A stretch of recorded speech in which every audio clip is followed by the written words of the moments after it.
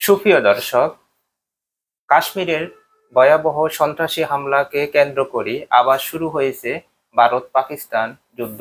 গতকাল ৬ মে ভারতের মিসাইল হামলার মধ্যে দিয়ে এই যুদ্ধের পরিবেশ সৃষ্টি হয়েছে। যদিও বসে নাই পাকিস্তানও পাল্টা হামলা চালাচ্ছে ভারতে। এই যুদ্ধের প্রেক্ষাপট কি এবং এই যুদ্ধের ফলে বাংলাদেশে কি প্রভাব পড়তে পারে, কিংবা অর্থনীতি বাণিজ্যের কি ধরনের ক্ষতির সম্মুখীন হতে পারে বাংলাদেশ, আজকে আমরা এই বিষয়ে কথা বলবো বিশিষ্ট আয়কর আইনজীবী ও কলামিস্ট রশিদ আহমেদ চৌধুরীর সাথে। জনাব রশিদ আহমেদ চৌধুরী, এই যে আপনি নিশ্চয়ই লক্ষ্য করেছেন, কাশ্মীরের সেই ভয়াবহ সন্ত্রাসী হামলাকে ঘিরে আবার পাক ভারত উত্তেজনা, আবার যুদ্ধ যুদ্ধ খেলা শুরু হয়ে যাচ্ছে। ধন্যবাদ সোহেল ভাই।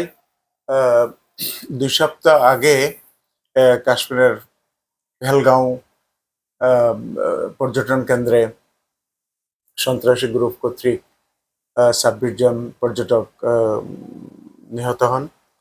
এই সন্ত্রাসী কর্মকাণ্ডকে ভারত সরকার মনে করছে পাকিস্তানের ইন্ধনে এটা হয়েছে এবং পাকিস্তানের সন্ত্রাসী গ্রুপ দ্বারা এই হত্যাকাণ্ড, এই সন্ত্রাসী কর্মকাণ্ড সংঘটিত হয়েছে এবং ভারত এর প্রেক্ষিতে ভারত পাকিস্তানকে একতরফাভাবে দোষারোপ করছে এবং একতরফাভাবে দোষারোপ করার মাধ্যমে তারা চরম উত্তেজনা সৃষ্টি হয় উভয় দেশের মধ্যে।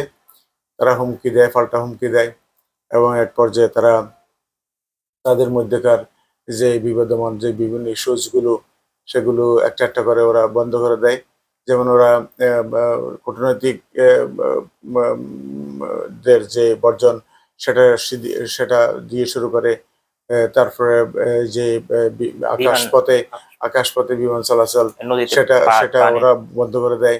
তারপরে এই যে জলপথে যে সমুদ্রগামী জাহাজ চলাচল সেটা বন্ধ করে দেয় এবং উভয় দেশের মধ্যে যে এক্সপোর্ট ইম্পোর্ট সেটা বন্ধ করে দেয় এবং এক পর্যায়ে ওরা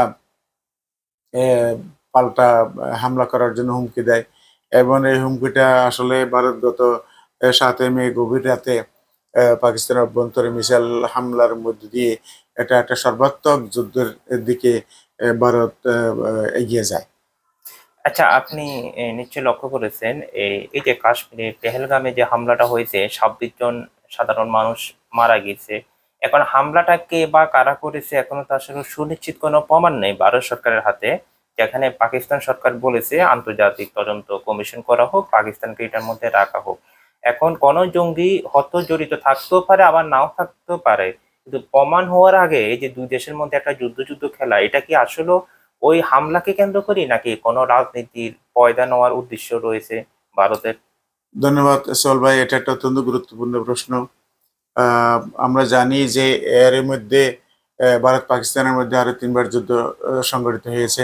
প্রথম যুদ্ধ সংঘটিত হয় 1965 সালে, এরপর যুদ্ধটা হয় আপনার 1971 সনে, এরপরের যুদ্ধটা হয় 1999 সনে। 3টা যুদ্ধই একতরফাভাবে ভারতের পক্ষ থেকে প্রথমে শুরু করা হয় এবং ভারত মনে করে যে তাদের অভ্যন্তরে যে কোনো সন্ত্রাসী কর্মকাণ্ড সংঘটিত হোক না কেন এগুলোর জন্য পাকিস্তানে দায়ী। আসলে আন্তর্জাতিক আইন বলেন, দেশীয় আইন বলেন, প্র্যাকটিসিং বলেন, ওখানে আপনি একটা ঘটনা সুষ্ঠু তদন্ত সাপেক্ষে, প্রমাণ সাপেক্ষে দোষী সাব্যস্ত না হওয়া পর্যন্ত আপনি কাউকে, কোনো দেশকে, কোনো প্রতিষ্ঠানকে দোষী অথবা আসামি সাব্যস্ত করতে পারেন না।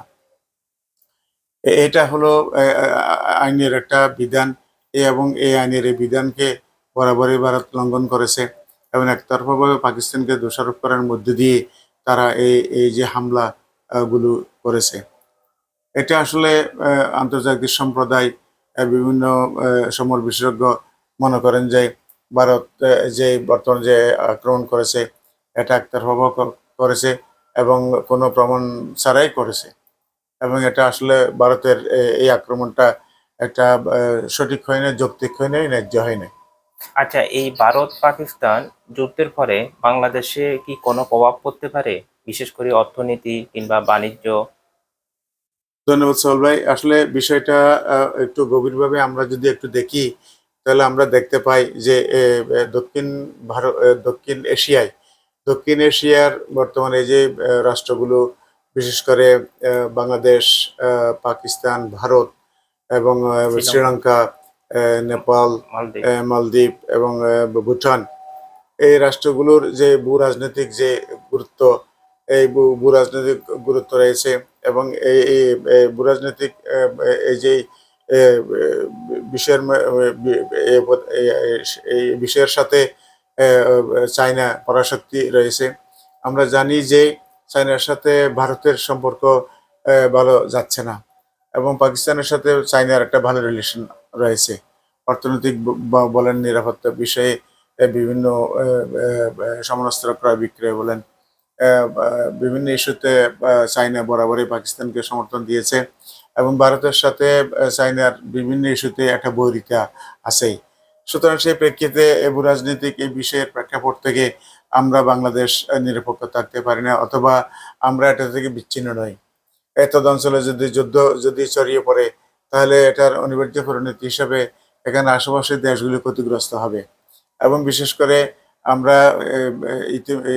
সাম্প্রতিক বিভিন্ন ঘটনার কারণে আমাদের সাথে ভারতের সম্পর্ক বলা যাচ্ছে না এবং অন্যান্য প্রতিবেশী রাষ্ট্র যেগুলো আছে সেগুলোর সাথে ভারতের যে সম্পর্ক তা সুখকর নয়। সুতরাং